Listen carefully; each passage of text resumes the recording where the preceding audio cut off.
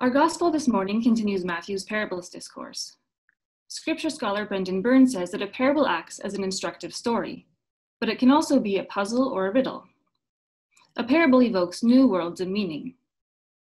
In our three parables today, Jesus reveals dimensions of the kingdom of heaven that are present in this moment of the coronavirus pandemic. Hiddenness, abundance, and an orientation toward justice and the common good. These parables suggest that there is a dimension of the kingdom that remains hidden from us. We only know that something is at work because we see the results. The wheat and mustard seeds are planted in the ground, and their growth is not visible until it reaches above the soil. In the case of the yeast, although our translation says that the woman mixes the yeast with flour, the Greek word is enkrypton, which means to hide. So the yeast is hidden in the flour and works in secret. There is activity going on that we cannot see. This time of the pandemic has often felt like a time of hiddenness. In one sense, we ourselves have been hidden. We have been cooped up in our homes with limited contact with loved ones and the larger community. And in another sense, the future remains hidden from us. We don't even know how the next few months will unfold. One reaction to this hiddenness is denial.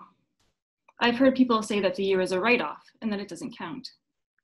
Well, I can understand the sense of frustration and disappointment underlying these statements. As followers of Christ, we shouldn't take this approach. Despite the hiddenness of this moment, or perhaps because of it, we can be sure that it matters. We are challenged to trust that God, that the kingdom of heaven, is present in this hiddenness and is at work in our lives. There is much more going on beneath the surface than we are aware. This brings me to the dimension of abundance, which may seem paradoxical, given that these times seem marked by scarcity. All three of our parables demonstrate that the kingdom of heaven surprises us with abundance. That is, from something very small, be it seeds, whether mustard or wheat, or yeast. The kingdom of heaven yields results beyond expectation. In the case of the weeds and the wheat, we see that the abundance of God includes mercy. The weeds are allowed to grow alongside the wheat until the harvest. Immediately uprooting evil also uproots the good. God gives us time to respond to his grace. The mustard seed produces a bush that grows into a tree that becomes a resting place for birds. The yeast causes the dough to swell dramatically in proportion to its size. Similarly, if we cooperate with the grace of God, our lives will yield so much more than we can anticipate. We will be surprised by the abundance of the kingdom of heaven. Seeds that are sown, yeast that is mixed with flour, these actions have consequences.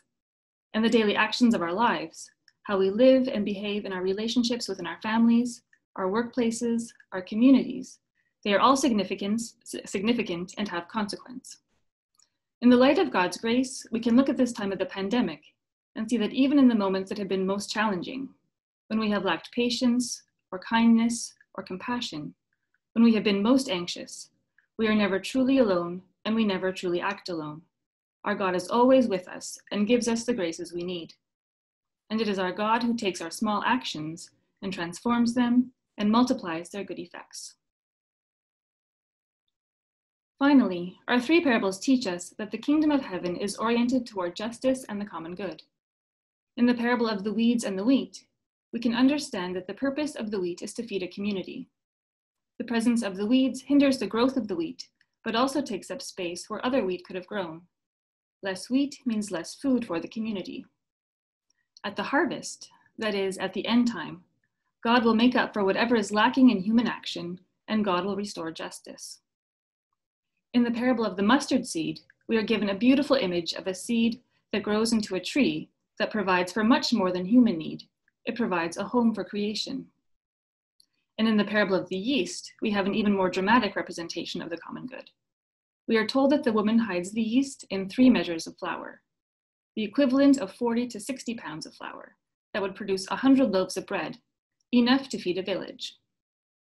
So we can see that the efforts of a single person who plants a seed or mixes yeast with flour can have an impact on multitudes.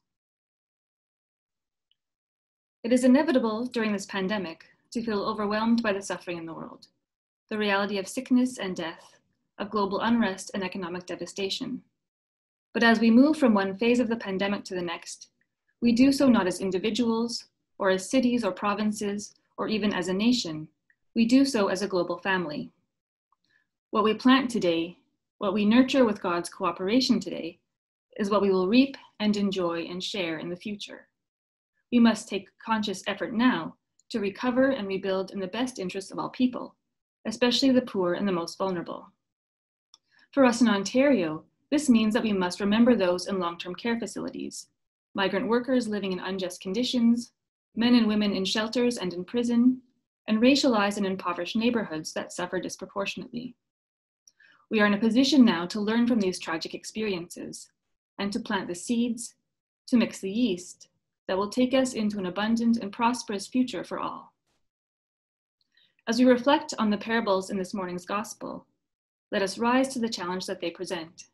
Let us be conscious in this time of hiddenness that our daily actions and attitudes have significance and consequence, and that ultimately we must order them toward the common good.